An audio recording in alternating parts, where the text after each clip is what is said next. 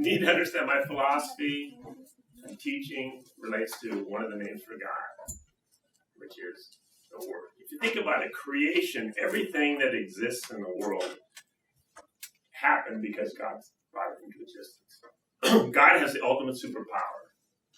He can just speak things and they happen.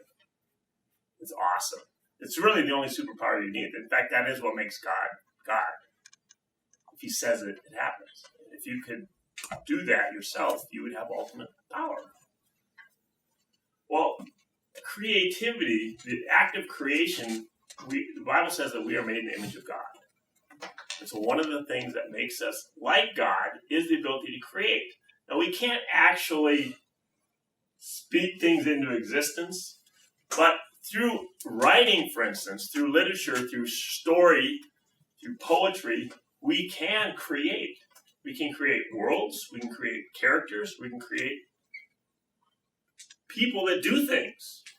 And they're not real, but in our little world that we create, it is real. And so the fact that God gives us that power is what makes literature and English and writing exciting. In fact, it's the only that nothing else that God created has that power. It's part of the image of God. You don't see giraffes sitting there discussing poetry or pick your animal. We are not animals. Now, the world will tell you that we are higher level animals, but that is not true. That's not biblical, and that's not truth. And we're going to talk about truth in just a minute for devotions today. But I want you to realize that you are each uniquely gifted by God. That when you create something, you are creating something that nobody else has ever done before. Because they can't. Because nobody else is you. And so your response to a poem, and we're going to talk about a lot of poems in here, including...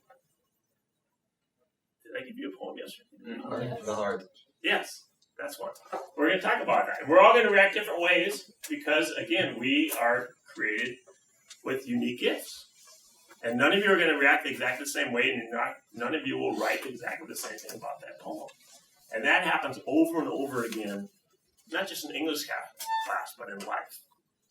But that's what we focus on, is the ability to use words.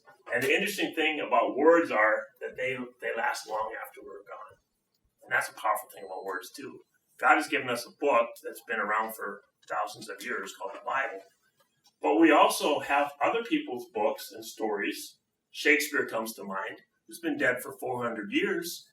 But every time we read him, he kind of is alive again.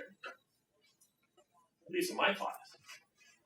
And so I want you to be excited about the chance that you have to engage with words, to love words, and leave a legacy with words.